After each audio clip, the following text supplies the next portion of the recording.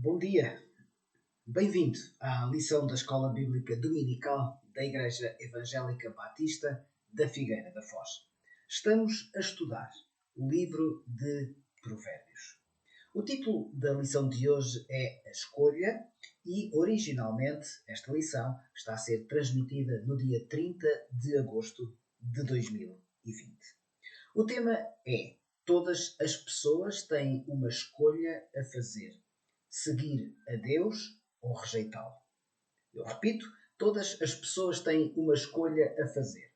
Seguir a Deus ou rejeitá-lo.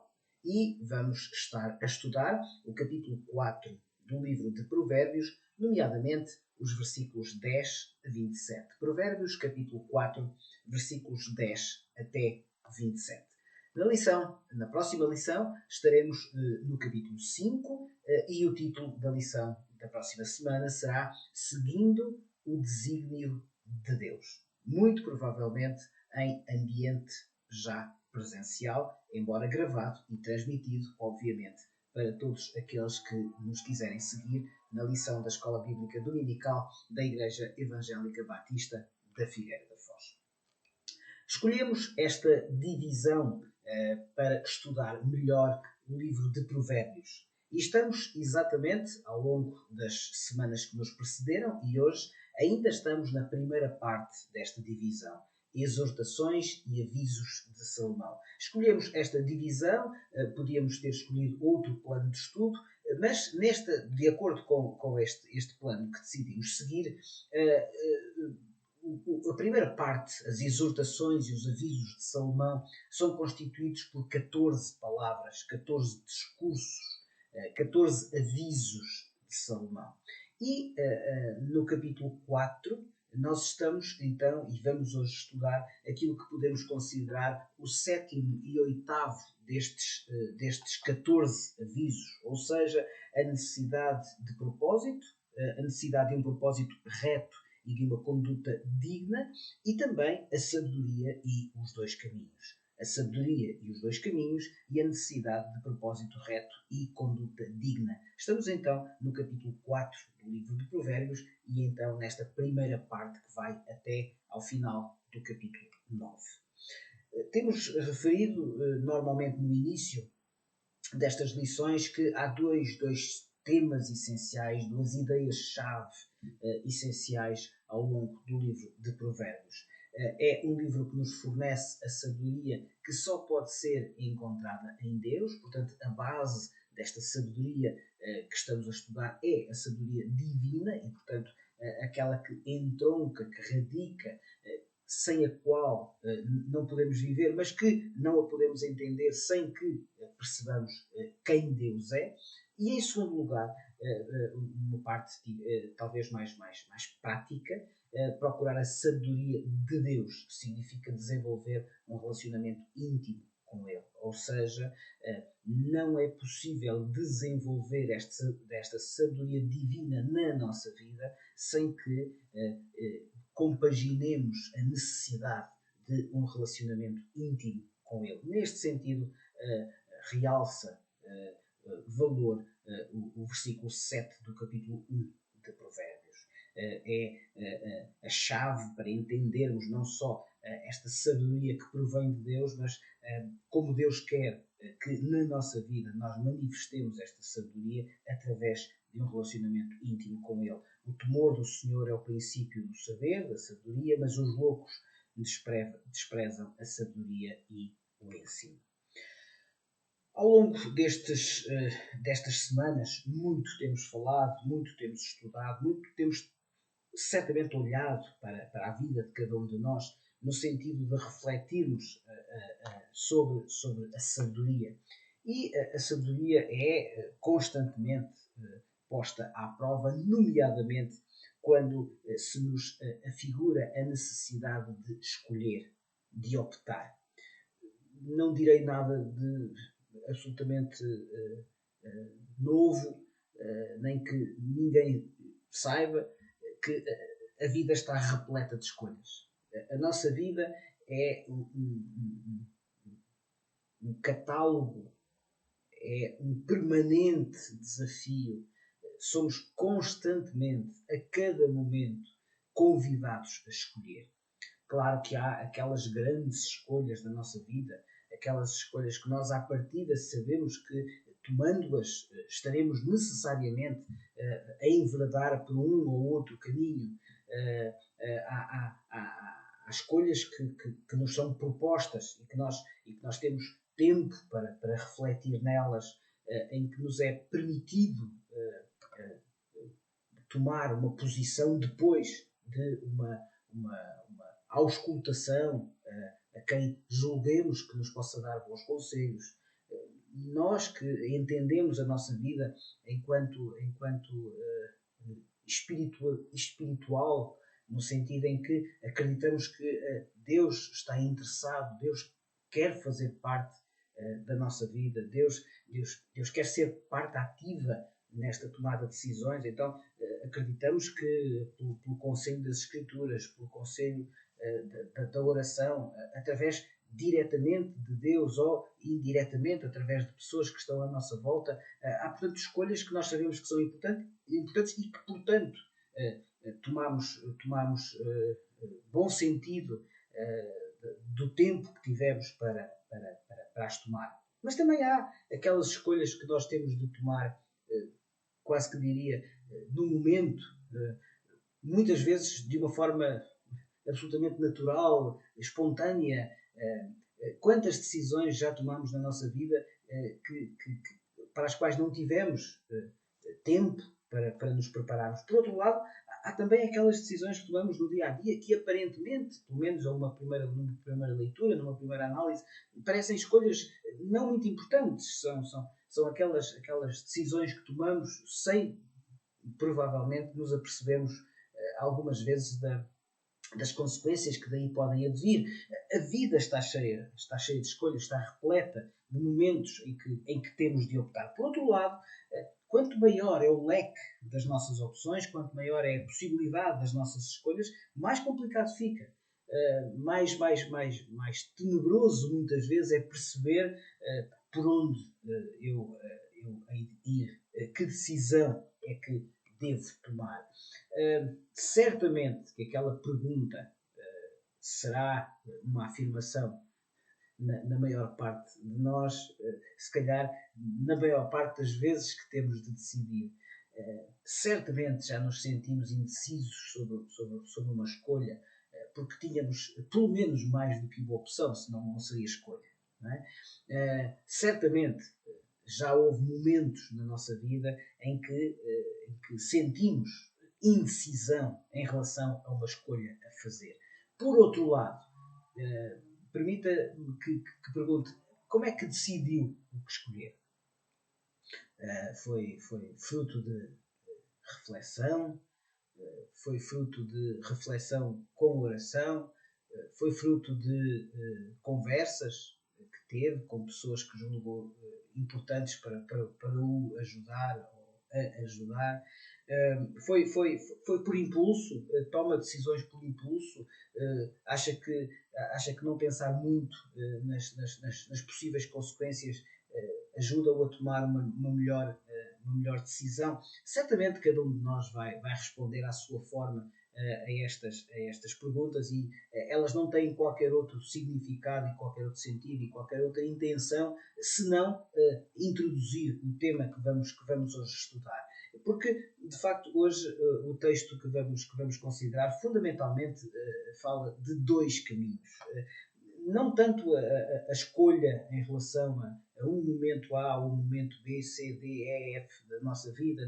Não vamos considerar agora as decisões que tomamos em relação a emprego, em relação a casamento, em relação a vida profissional ou a outra qualquer, ou à compra de qualquer bem importante para a nossa vida, em relação à forma como entendemos a educação dos nossos filhos, a relação com os mais idosos, com os pais, com a comunidade, enfim.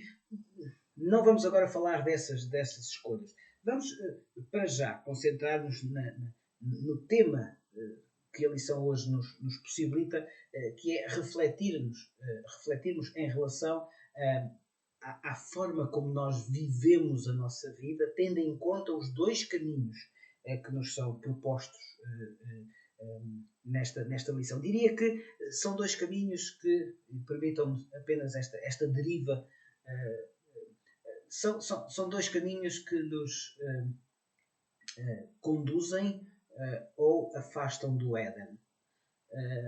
No sentido em que, se imaginarmos o Éden, agora sem qualquer outra preocupação, não vamos introduzir a questão se a leitura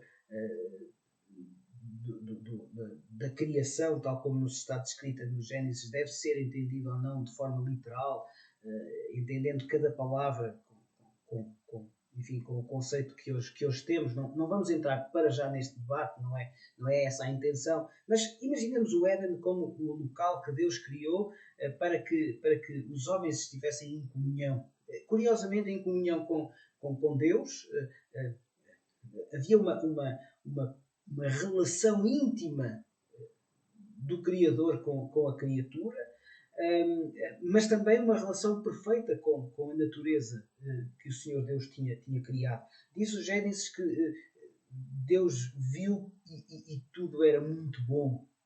E, portanto, de alguma maneira, o caminho que nos é proposto, como vamos considerar hoje neste capítulo 4 de Provérbios, é um caminho de retorno ao Éden ou de afastamento do Éden, no sentido em que os caminhos que nos são propostos são caminhos que partem de uma opção de seguir, trilhar, percorrer um caminho com Deus, portanto, de volta ao Éden, e um outro caminho que também é possível trilhar neste mundo, que é um caminho sem Deus, de afastamento do Éden. E, portanto, é neste sentido que a nossa vida, tal como nos é proposto em Provérbios, é uma vida em que nós podemos aceitar a sabedoria de Deus.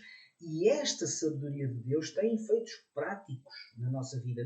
Não estamos a falar apenas, e evidentemente, quando abordamos a doutrina da salvação, é disto que estamos a falar. Claro que a sabedoria de Deus nos convida a entrarmos na eternidade. Nesse sentido, há uma perspectiva de futuro na nossa vida. Nós, a partir do momento em que aceitamos que o Senhor Deus cumpriu o seu plano e entregou por amor o seu Filho por cada um de nós, acreditamos que posicionalmente estamos salvos e, portanto, fazemos parte da comunidade, da família de Deus. E, portanto, nesse sentido, nós obtivemos a salvação. Mas, por outro lado, também é verdade que aquilo que aprendemos, nomeadamente, como vamos ver neste capítulo 4 de Provérbios, é que aceitar a sabedoria de Deus dá-nos uma forma, um meio de vivermos a nossa vida aqui na Terra. Ou seja, aquilo que a palavra de Deus nos revela é que o Senhor Deus, para além de nos estar a preparar um lugar, como o Senhor Jesus disse, na eternidade, também nos possibilita, como vamos ver, uma forma de vivermos esta vida que ainda é claramente marcada pela existência do pecado. Por outro lado, como vamos ver neste capítulo 4 de Provérbios, rejeitar esta sabedoria contém uma consequência.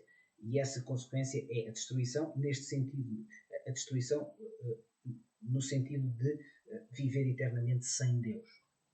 O tal caminho de afastamento do Éden. E, portanto, é de acordo com estas duas ideias que nós vamos abordar o capítulo 4 de Provérbios. É uma construção visual já conhecida. Fomos elaborando este diagrama exatamente para este slide, para se perceber a evolução da apresentação desta sabedoria ao longo do livro de Provérbios. No capítulo 1, e antes propriamente de se ater a qualquer outra explicação, o sábio faz imediatamente um apelo. Um apelo a considerar exatamente esta sabedoria divina. Um apelo a que o homem perceba, homem, género humano, evidentemente, homem e mulher, perceba que há algo que provém de Deus que nos é útil, que é a sabedoria. No capítulo 2, Salomão dedicou-se a dois percursos intelectuais. O primeiro é a explicação do valor desta sabedoria. E ao longo do capítulo 2 nós percebemos, neste livro de Provérbios, que Salomão dedicou uma parte do seu discurso, da sua palavra, à explicação do valor desta sabedoria. Para depois fazer um desafio, por que não aceitares? Por que não, a partir do momento em que percebes, compaginas este valor da sabedoria, então eu desafio-te a seguires. No capítulo 3, explanou duas ideias.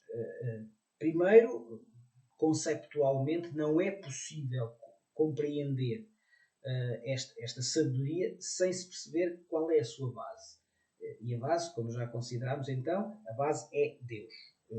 Esta sabedoria de que estamos a falar é uma sabedoria que provém de Deus, mas tem uma consequência, e não é só uma consequência eterna. Claro que um dia iremos viver com Deus num estado perfeito, é um estado que podemos chamar de céu. Temos, evidentemente, uma ideia do que será o céu, do que será a eternidade.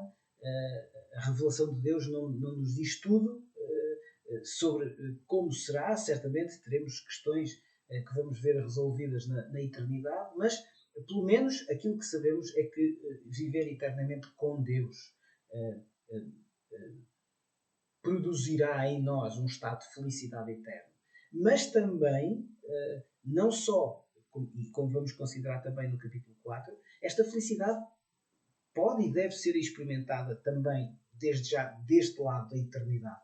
Claro que, imediatamente, mas perguntarão, mas como é que pode-se estar a falar disto numa época tão conturbada, num estado de tal incerteza em relação a um futuro?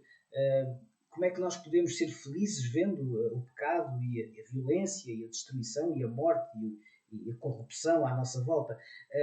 Evidentemente é uma felicidade que resulta de nós estarmos em paz com Deus. E isso não significa de forma nenhuma que não estejamos atentos e interventivos em relação à sociedade à nossa volta. Nada disso.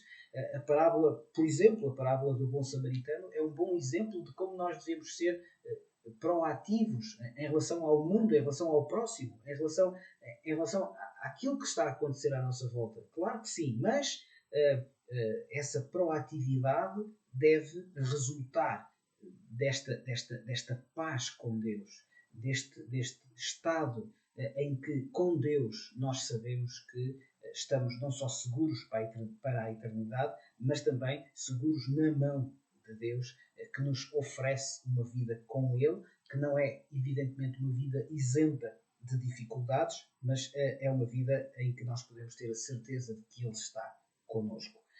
Para que percebamos então o caminho que nos é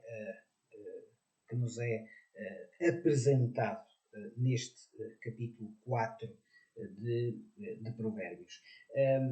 A partir logo do início, Salomão, nomeadamente nos versículos 1 a 3 do capítulo 4, Salomão começa este seu outro discurso exatamente explicando as dimensões da sabedoria de Deus.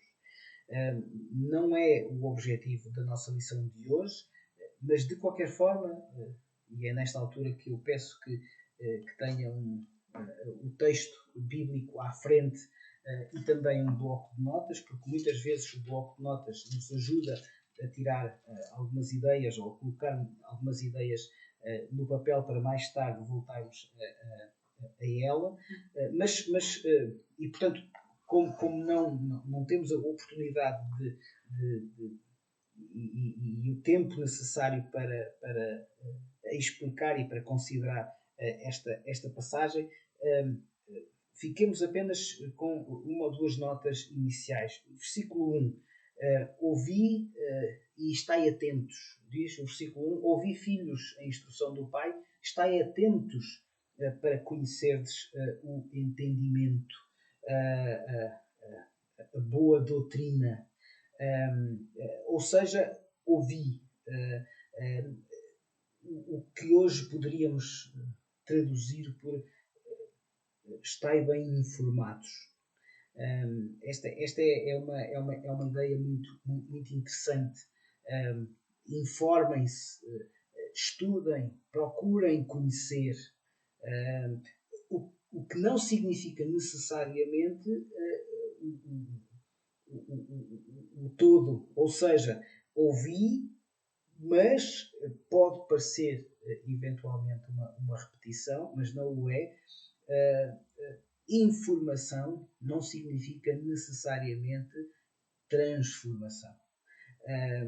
Muitas vezes podemos até ver, mas não estar atentos no sentido, e depois ao longo do capítulo 4 o sábio vai desenvolver esta ideia. Não fiquem pela informação, transformem-se, procurem uma fé obediente, prática, cumprindo então aquilo que Deus quer para as vossas vidas. Entre os versículos 1 e 11 do capítulo 4, o caminho da sabedoria é definido. E este caminho que é definido nos versículos 1 a 11 pressupõe uma força que é nossa, mas que devemos também procurar em Deus. Tiago, eu vou pedir que abramos a palavra de Deus em Tiago, portanto, lá no Novo Testamento, Tiago, capítulo 1, versículos 5, 6, 7 e 8. Vamos então para o final do Novo Testamento, Tiago, capítulo 1, versículos 5, 6, 7 e 8. Se, porém, algum de vós necessita de sabedoria, peça a Deus, que a todos dá liberalmente, e nada lhes impropera, e ser-lhe-á concedida. Peça-a, porém, com fé, em nada duvidando, pois o que duvida é semelhante à onda do mar, impelida e agitada pelo vento.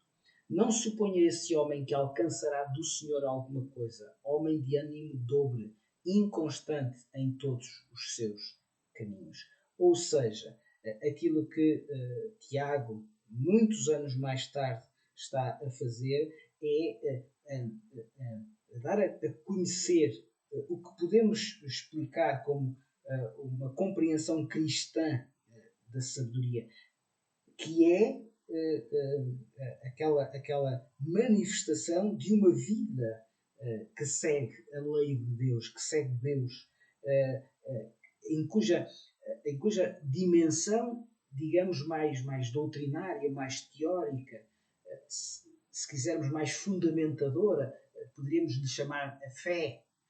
Então, uma vida em que esta fé está presente, mas manifestada através de uma prática de vida, de uma moralidade, de uma constância de procedimentos. Daqui a pouco vamos abordar um pouco o capítulo 5 de Gálatas, em que uma constância de procedimentos demonstra que se tem essa comunhão com Deus. Não quer dizer necessariamente e evidentemente que sejamos perfeitos e que tudo o que façamos é bem feito. Infelizmente não. Significa que procuramos então manifestar na nossa vida esta sabedoria de Deus. E portanto não há preço alto demais para se obter a tal informação, mas sobretudo depois para seguir esta verdade de Deus. E é neste âmbito que nós chegamos então a estas duas duas maneiras de viver. Há claramente, e a partir do versículo 11 do capítulo 4, o sábio demonstra e fala. Se pensarmos que numa primeira abordagem este conjunto de provérbios foi verbalizado, foi transmitido oralmente, foi dito. Então, quase que podemos imaginar Salomão numa pose de sábio a transmitir estes conhecimentos, certamente aos mais jovens. Recorrentemente, Salomão utiliza a expressão filho, ou neste caso, capítulo 4, versículo 1, filhos, mas em geral, àqueles que o estavam a ouvir. Depois, mais tarde, então, passado à escrita. Mas digo isto para percebermos a importância da apresentação destas duas maneiras de viver, a partir do versículo 11, entre o versículo 11 e o versículo 27. Duas maneiras de viver que implicam, diria, duas maneiras de morrer. Evidentemente estou a falar numa perspectiva terrena. Estas duas maneiras de viver implicam duas maneiras de morrer. Há uma maneira de viver com Deus, cuja morte conduz à vida eterna, e há uma maneira de viver sem Deus, cuja morte conduz a uma vida eterna sem Deus. E, portanto, são estas duas maneiras de viver que estão apresentadas entre os versículos 11 até 27, sem que possamos, desde já, avançar mais, sem lermos os versículos 11, 12 e 13 do capítulo 4 de Provérbios. Bem-vindos, então, uma vez mais, à lição da Escola Bíblica Dominical da Igreja Evangélica Batista da Figueira da Foz. Vamos ler o texto bíblico, Provérbios, capítulo 4, versículos 11, 12 e 13. No caminho da sabedoria te ensinei, e pelas veredas da retidão te fiz andar. Em andando por elas, não se embaraçarão os teus passos. Se correres, não tropeçarás. Retém a instrução e não a largues. Guarda-a, porque ela é a tua vida. Versículos 11, 12 e 13 do capítulo 4 de Provérbios. Imaginemos graficamente, visualmente, que aquela seta representa a busca pela sabedoria, a sabedoria em si. E como já tivemos a ocasião de considerar, a sabedoria de Deus ultrapassa, vai além da informação a ser obtida. Neste contexto que estamos a estudar, versículo 11, curiosamente, a construção frásica fala em caminho da sabedoria. No caminho da sabedoria, diz então o versículo 11, ou seja, estamos a falar, e daqui a pouco vamos considerar esta ideia, estamos a considerar um modo de vida, se quisermos uma jornada, um caminho, algo que se vai construindo. Esta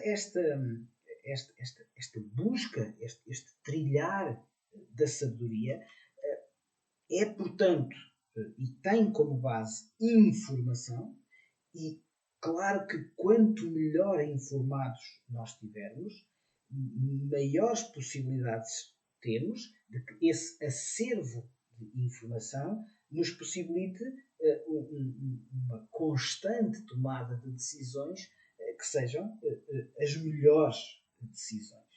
Ora, neste sentido, como podemos considerar a transição do versículo 11 para o versículo 12? Ou seja, ensinei-te as veredas da retidão, nas quais te fiz andar. Portanto, aqui informação. Em andando por elas, não se embaraçarão os teus passos. O que é que isto quer dizer? Quer dizer que, para além da informação, há necessidade de que essa informação seja útil na forma como nós vivemos. Que esta jornada seja uma jornada com alguma finalidade positiva. E, portanto, esta busca pela sabedoria de Deus parte de alguma coisa. Parte de uma escolha inicial que foi feita. Uma escolha inicial que pressupõe que queremos que Deus esteja conosco ao longo desta vida. E por isso o sábio fala em veredas da retidão. Se quisermos, veredas da justiça. Ora, imaginemos que, por um momento, nós não temos esta sabedoria de Deus para nos guiar. Se não tivermos esta sabedoria de Deus para nos guiar, o que acontece é que nós vamos nos enredar. A tradução que estou a seguir utiliza o vocábulo embaraçar, no sentido de emaranhar, enredar. Qualquer um destes sinónimos conduz para algo que não é expedito, que frequentemente está em esforço a procurar desembaraçar a trama na qual se envolveu. Ora, certamente não é esta jornada que nós queremos. O que nós queremos é uma vida plena, uma vida satisfatória, a tal ideia de felicidade. E, portanto, quando andares, diz o versículo 12, vejam que esta ideia é muito interessante porque pressupõe que andamos à luz da verdade de Deus. Esta ideia de que andar à luz é certamente melhor do que andar no escuro. Não é preciso nenhum esforço da nossa parte para percebermos, por exemplo, o que significa andar num caminho mal iluminado ou mesmo sem luz. Quantas vezes estamos no escuro e a certa altura acendemos a luz que nos permite ver que diferença é passar das trevas para a luz. Ora, é exatamente esta imagem que nos é apresentada nos versículos 11 e 12, no caminho da sabedoria, neste sentido em que a sabedoria é então a luz, e é nesta luz da verdade de Deus que nós podemos encontrar uma vida plena, uma vida satisfatória. Claro que o versículo 12 diz em andando por elas, ou seja, quando andares. Há aqui um conjunto, e voltamos então à imagem dos dois caminhos, e agora estamos no caminho então em que podemos seguir com Deus. Gostava de salientar alguns aspectos muito interessantes que nos são sugeridos por estes versículos 11, 12 e 13. O primeiro aspecto que nos é sugerido, e já fizemos referência a ele, é que este caminho é uma jornada. Muitas vezes temos a tendência para perguntar a Deus, eu iria dizer até quantas vezes, de uma forma mais ou menos explícita, já questionamos de uma forma talvez dura, talvez resultando de uma incompreensão. Oh Deus, porquê?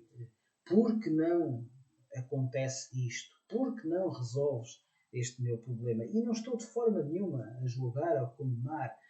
Todos nós fazemos isto em face de um problema, de uma necessidade, seja de saúde, seja relacional, seja relacionado com com a estabilidade enfim, de uma carreira profissional, seja relacionado com necessidades materiais, permitam até mesmo um eventual conflito no ambiente da igreja. Quantas vezes já questionámos Deus? Oh Deus, por que não resolves esta situação? Por que não me indicas o caminho? Por que não transformas a outra pessoa ou as outras pessoas? Porque pareço estar sozinho? Porque sofro tanto? Quantas vezes já fizemos estas perguntas? Ora, estes versículos de Provérbios 4 ensinam-nos uma vez mais que, em primeiro lugar, andar com Deus, andar no caminho de Deus, é uma jornada.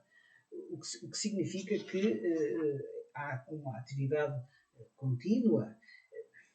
Diria que uma atividade contínua e progressiva que depende de uma escolha. Claro que numa primeira análise, a nossa primeira escolha é em relação à nossa salvação. Nós acreditamos, há um momento em que nós transferimos para Deus a beleza de percebermos que não conseguimos cuidar da nossa vida sem o transcendente, sem Ele. E, portanto, decidimos que na nossa vida a parte espiritual resolve o nosso problema em relação à eternidade. E a partir desse momento, então, nós, pela graça de Deus e pelo amor de Deus, nós somos tornados seus filhos. Mas esta jornada é uma jornada, como vimos, contínua e, portanto, há perigos, há pecado, há escolhas, há decisões, há consequências de decisões nossas, de outros, ao mundo, enfim, à educação, à vida. E, portanto, este caminho de Deus é uma jornada contínua e é uma escolha contínua neste sentido. Não estou, obviamente, a falar de salvação, mas é uma escolha no sentido em que constantemente nos é solicitado que escolhamos viver de facto com Deus. E esta é uma ideia que é claramente transmitida também no capítulo 4 de Provérbios. Em terceiro lugar, em relação ao caminho de Deus, é sugerido que há ritmos diferentes. É interessante que o versículo 12 começa por dizer em andando por elas, as veredas da retidão, e depois diz, se correres não tropeçarás. Parece dar a ideia de que, por vezes, os ritmos nesta jornada são diferentes.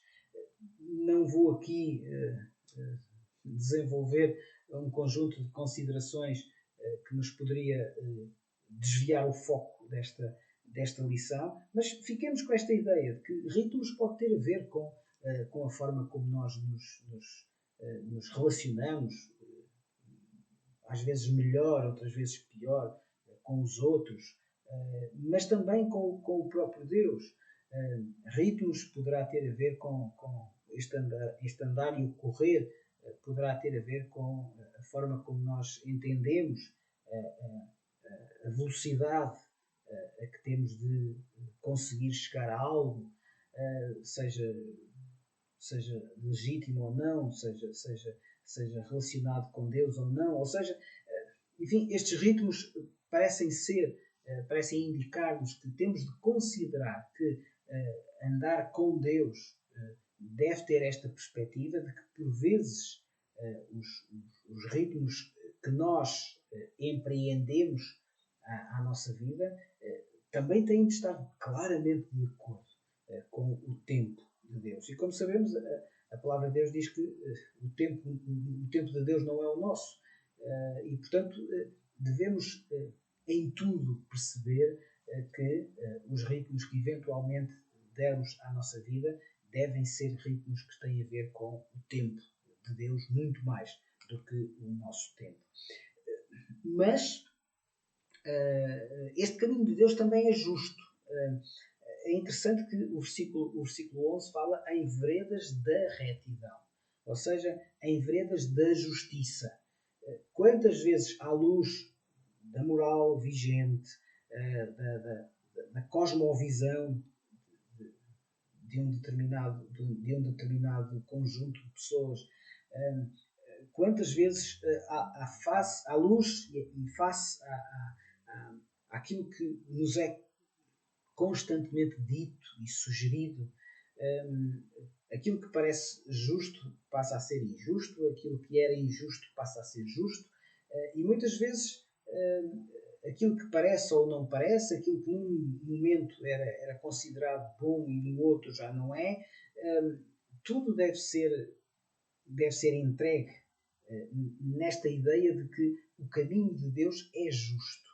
Então, isto não dá por si resposta aos problemas, mas ajuda-nos a pensar que as veredas, que o caminho de Deus é um caminho justo e, portanto, vamos considerar aquilo que é bom ou aquilo que é mau, aquilo que é justo e aquilo que não é justo, aquilo que é possível e aquilo que não é possível, não face e não tendo em conta qualquer outra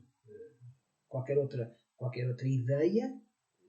Vamos usar esta ideia de chapéu de chuva ou base, como quisermos, se não for considerado em relação àquilo que é o caminho de Deus, porque o caminho de Deus é justo.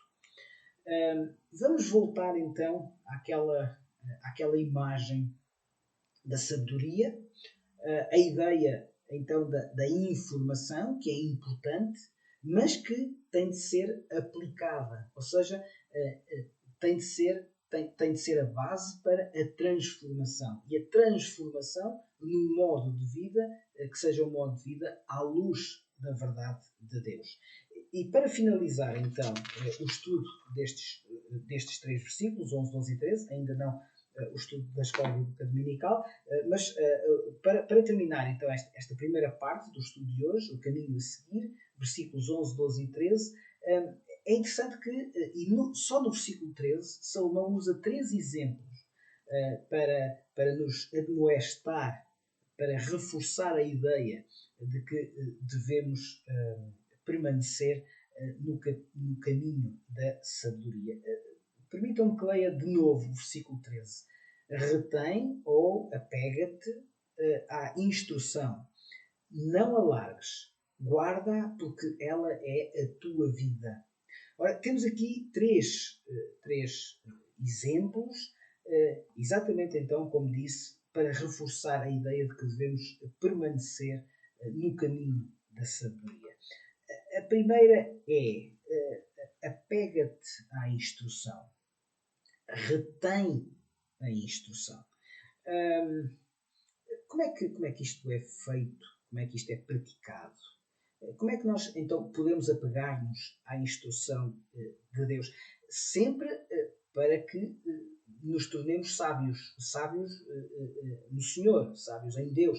Sábios não no sentido académico e sem qualquer, obviamente, sem qualquer crítica ao academismo, à constante busca pela sabedoria, tendo em conta a compreensão do mundo em que vivemos. Claro que sim, é evidente que sim, mas não é desta sabedoria que estamos a falar. Estamos a falar então da sabedoria de Deus. Esta sabedoria tem de ser usada, porque se não for praticada, como está no slide, se não for praticada é inútil. Qual é o sentido de nós termos instrução fechada, 7 chaves? Lembro-me sempre quando discorro acerca deste assunto, lembro-me sempre do conceito medieval do livro. O livro era de tal forma um objeto raro, diria mesmo de luxo, porque evidentemente era manuscrito e portanto era caro, era o resultado de muitas horas de trabalho diligente e cuidado de um copista, normalmente de um monge copista, que diligentemente, cuidadosamente escrevia com a sua belíssima caligrafia, copiava os textos, aqueles que podiam ser copiados na Idade Média. Os que não podiam foram também copiados, mas mantidos em segredo. Mas, finalmente, quando um livro destes, e alguns exemplares ainda chegaram a nós, finalmente, quando um livro destes era terminado, normalmente tinha um conjunto de cadeados e de chaves que mostravam o valor daquela obra, como era raro um bem daqueles, e portanto tinha que se manter cuidadosamente fechado. Ora, de alguma maneira, a nossa instrução, se for cuidadosamente guardada, como os livros na Idade Média, então não servem para nada. Quem lia finalmente um livro daqueles? Ninguém. Era um objeto que estava normalmente, cuidadosamente guardado para que ninguém lhe pudesse tocar, porque era raro. Ora, não estamos a considerar útil na nossa vida que esta instrução tenha o mesmo sentido. Por outro lado, permitam-me, e sem que seja qualquer tipo de crítica, não é para isso que serve esta escola bíblica dominical, mas quantas vezes a nossa Bíblia, e estou agora a falar do livro em si, quantas vezes permanece cuidadosamente guardado? Às vezes até compramos Bíblias para serem livros bonitos, a enfeitar uma qualquer estante em nossa casa. Não faz sentido.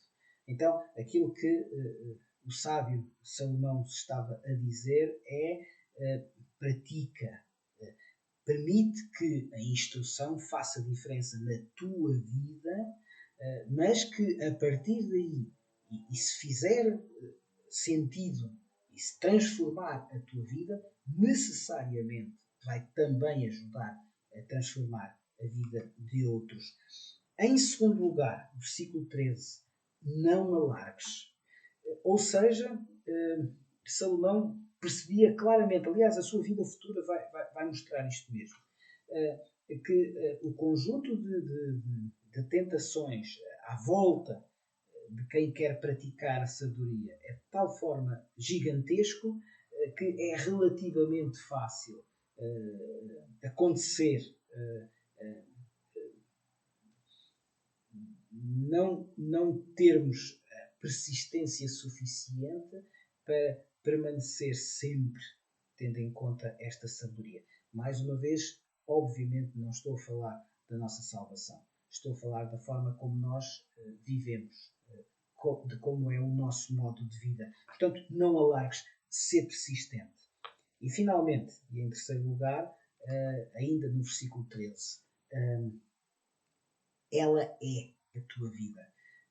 Usando uma construção frásica, então, moderna, vale a pena. Ela é a tua vida. É interessante que Jeremias, capítulo 23, versículos 33 a 40, embora nós não possamos, quer dizer, podemos, mas depois o tempo é escasso e não nos permite. Mas, mais uma vez, se quiser tomar nota, a palavra de Deus não é um tratado difícil, não é um fardo doutrinário, não é uma sentença pesada.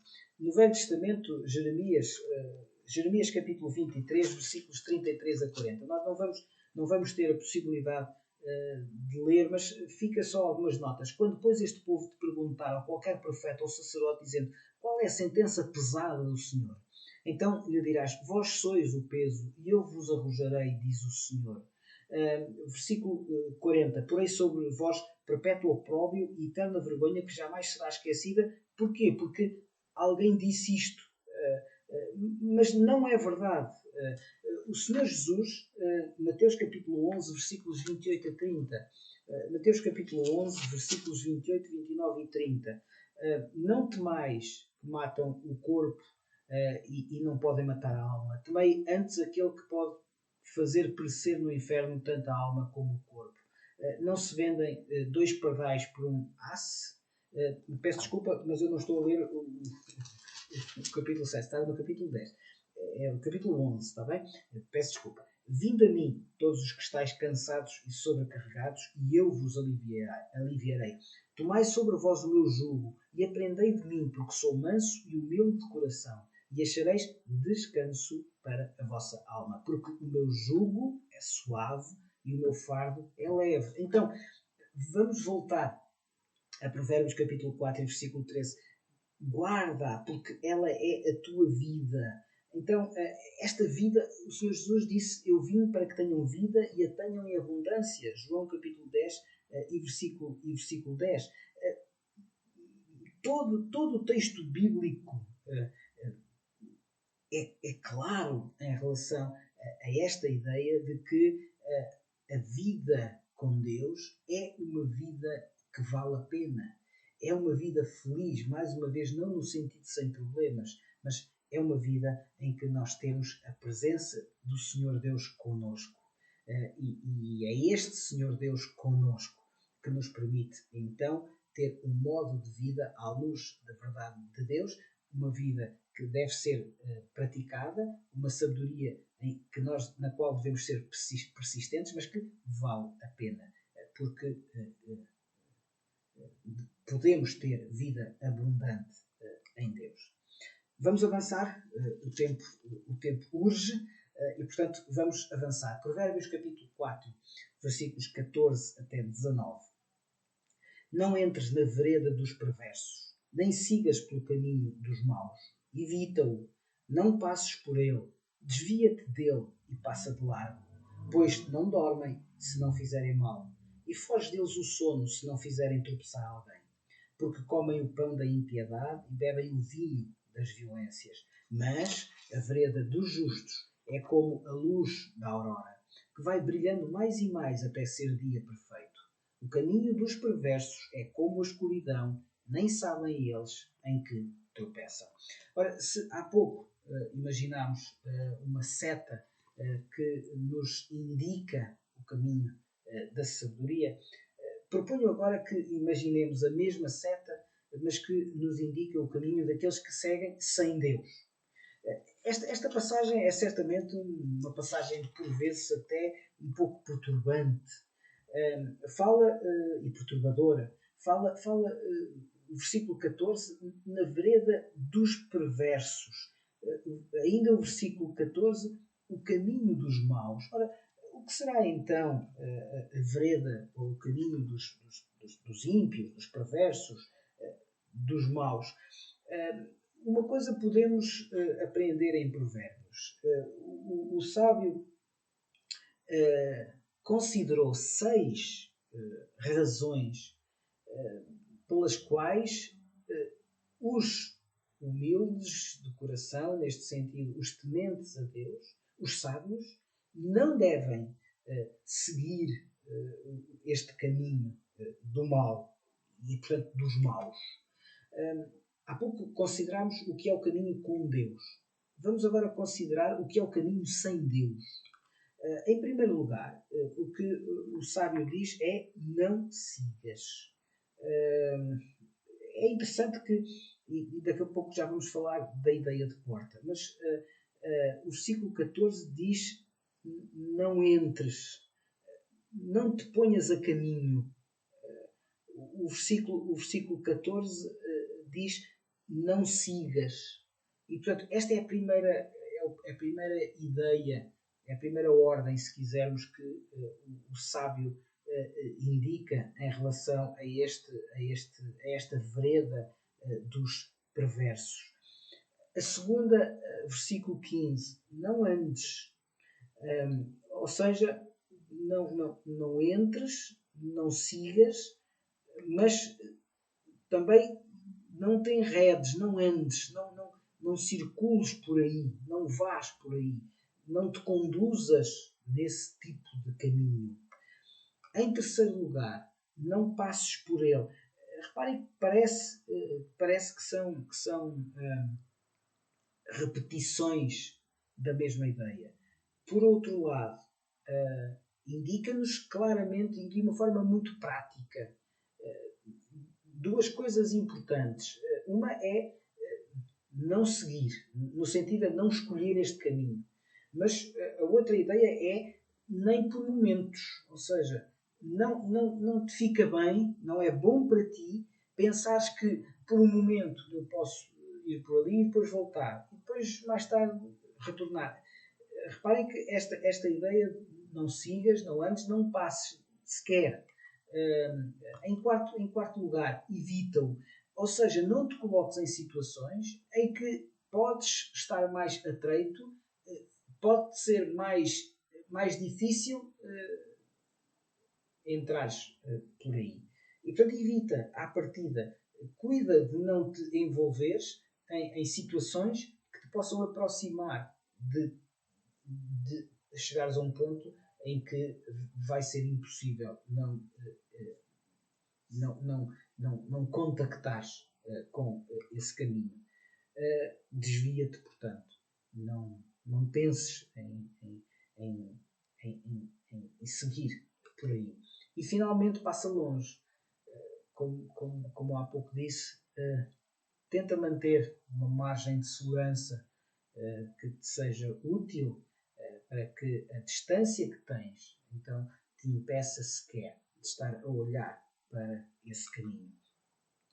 Esta imagem sugere que o Senhor Jesus a explicou em Mateus capítulo 7. Vamos abrir as nossas Bíblias. Mateus capítulo 7, versículos 13 e 14. Mateus capítulo 7, versículos 13 e 14. Diz assim: entrai pela porta estreita. Larga é a porta e espaçoso o caminho que conduz para a perdição. E são muitos os que entram por ela. Porque estreita é a porta e apertado o caminho que conduz para a vida. E são poucos os que acertam com ela. A porta estreita, ou seja, o Senhor Jesus chama o caminho para o céu de porta estreita, de caminho apertado. Isto não tem a ver, poderíamos agora ficar um pouco equivocados, porque isso significa que Deus é pouco generoso, Deus não quer salvar muitos, e por isso é que é importante percebermos que a Bíblia se interpreta com a própria Bíblia. Segunda de Pedro, vamos para o final do Novo Testamento, e estamos praticamente no fim da lição de hoje da Escola Bíblica Dominical, mas 2 Pedro capítulo 3 e versículo 9 diz assim: não retarda o Senhor a sua promessa, como alguns a julgam demorada. Pelo contrário, e agora reparem, ele é longânimo para convosco, não querendo que nenhum pereça, ou seja, que nenhum morra, senão que todos cheguem ao arrependimento. Portanto, esta porta estreita e a porta larga não tem a ver com uma falta de generosidade de Deus. Tem a ver exatamente com o facto de, na realidade, haver duas possibilidades de vida e, infelizmente, há aqueles que continuam a preferir a porta mais larga, o caminho mais espaçoso, que é, afinal, aquele que, infelizmente, conduz à perdição. E, portanto, o Senhor Jesus falou exatamente sobre isto.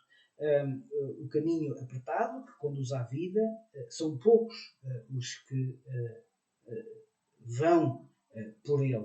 Mas, na Palavra de Deus, nós podemos encontrar ainda, e gostava então que agora fôssemos muito rapidamente para uma outra passagem do Novo Testamento, segundo aos Coríntios, segunda carta do apóstolo Paulo aos Coríntios, capítulo 4 e versículo 4. Neste momento, Paulo disse: nos quais o Deus deste século cegou o entendimento dos incrédulos para que lhes não resplandeça a luz do Evangelho da glória de Cristo, o qual é a imagem de Deus. Ou seja, o que é que temos? A vereda dos justos é como a luz da aurora que vai brilhando cada vez mais. Imaginemos um dia que vai ficando cada vez mais claro. Ora, é esta a imagem que nos é transmitida pela sabedoria. A sabedoria traz luz e entendimento no sentido de crescimento, no sentido de maturidade. Pelo contrário, então, a escuridão é uma forma de, aos poucos, as pessoas irem tropeçando, exatamente porque lhes falta esta luz. O Senhor Jesus disse: eu sou o caminho, a verdade e a vida. E, portanto, é disto que estamos a falar. Estamos a falar da possibilidade de dois caminhos. Um caminho com Deus, que conduz, então, à luz, e que é a luz, um caminho sem Deus, que é um caminho sem luz, um caminho de trevas. E o sábio Salomão estava exatamente muito preocupado em ensinar o mais possível a que quem o estava a ouvir, mais tarde a ler, pudesse experimentar a excelência deste caminho de luz. Finalmente, versículos 20 a 27. O tempo já vai avançado, não temos a possibilidade de ler todos os versículos, mas eu ia pedir que lêssemos apenas alguns e começamos então no versículo 20. Provérbios, então estamos de novo em Provérbios capítulo 4, versículo 20. Filho meu, uma vez mais, atenta para as minhas palavras, aos meus ensinamentos, inclina os ouvidos, não os deixes apartar-se dos teus olhos, guarda-os no mais íntimo do teu coração. Ora, neste trecho vamos ver que o versículo 22 diz: são vida, e portanto o quê? Os meus ensinamentos, as minhas palavras. Versículo 22, são vida para quem os acha e saúde para o seu corpo. Evidentemente, não estamos aqui a dizer que necessariamente vai durar mais anos quem anda com Deus e que não terá doença, ou que terá menos doença aquele que anda com Deus. Não podemos dizer isto desta forma, porque evidentemente então os crentes viveriam se calhar eternamente aqui na Terra e não teriam doença. Não é disso que se está a falar, mas a ideia é a bênção será que traz maior probabilidade para que se acrescentem os dias, traz maior probabilidade que tenhas mais saúde, porque a tua conduta aqui na Terra, não estando tão perto do tal caminho que vimos há pouco, então possibilita que te apartes de algumas coisas que vão fazer mal à tua vida e à tua saúde. E, portanto, há bênção aqui na Terra disponível para aqueles que andam com Deus. Usando esta mesma imagem, o que é que podemos encontrar nestes versículos? Então, a primeira, este caminho da sabedoria leva à luz e à vida, como vimos então. É um caminho, por outro lado, que dá propósito e paz à vida. No versículo 23, sobre tudo o que se deve guardar, guarda o coração, porque dele procedem as fontes da vida. Esta ideia de que, reparem, a partir do versículo 20, nós temos aqui a ideia de luz, a ideia de vida, a ideia de propósito, a ideia de paz e a ideia de glória a Deus. Não temos nesta altura já o tempo necessário para revermos e, portanto, relermos, mas convido a que possam fazê-lo se assim o entenderem. Dos versículos 20 a 27 nós temos esta perspectiva tripla. A sabedoria, e, portanto, conduzirmos-nos com sabedoria, ou seja, que nesta vida nós levemos ou tentemos levar uma vida de acordo com a sabedoria de Deus, leva à luz e à vida. E, portanto, de alguma maneira, o coração que nos é aqui apresentado, claro que, como sou um eterno romântico, optei por esta imagem, que é uma imagem, obviamente, uma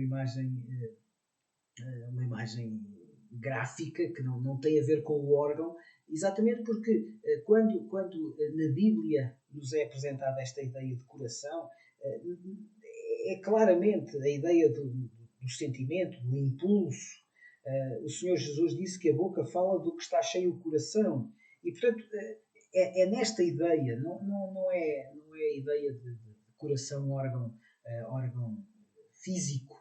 Claro que se eu pusesse aqui, se eu colocasse aqui uma imagem do coração, provavelmente, se calhar, alguns de vós ficariam a pensar enfim, que não é uma imagem bonita. Assim é o coração, a imagem que nós temos do coração, neste sentido de que é a fonte dos nossos impulsos, dos nossos sentimentos. Ora, é neste sentido então que a sabedoria que leva à luz e à vida, podemos dizer que é a fonte física.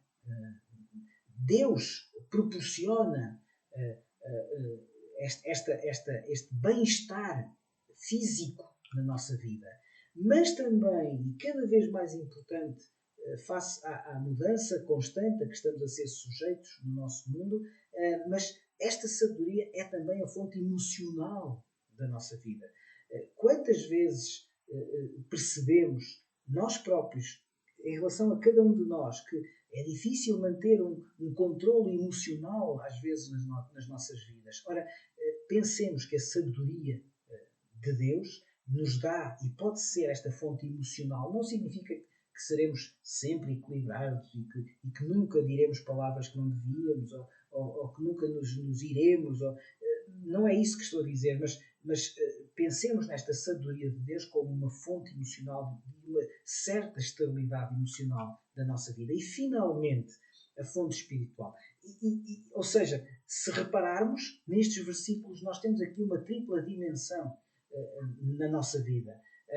E como a sabedoria de Deus pode fazer diferença na forma como nós vivemos, aquilo que é mais relacionado com a nossa parte mais física, mas também aquilo que é relacionado com a nossa parte mais emocional. E, finalmente, aquilo que é mais relacionado com a nossa parte espiritual. Estou mesmo a terminar. O sábio usou duas imagens, e finalizo desta forma, que nos dão a entender a beleza desta sabedoria prática. Diz: desvia de ti, e estou a ler o versículo 24, Provérbios capítulo 4 e versículo 24, desvia de ti a falsidade da boca. Então, Mateus capítulo 12 e versículo 34, o Senhor Jesus disse que, e já há pouco referi exatamente esta ideia, de que as palavras que saem da nossa boca refletem ou revelam aquilo que está no nosso coração. Ora, a escolha a ser feita também tem a ver com aquilo que nós dizemos. E finalmente, uma outra imagem que nos é dada é os olhos. O versículo 25: os teus olhos olhem direito e as tuas pálpebras diretamente diante de ti. Visão, foco, atenção.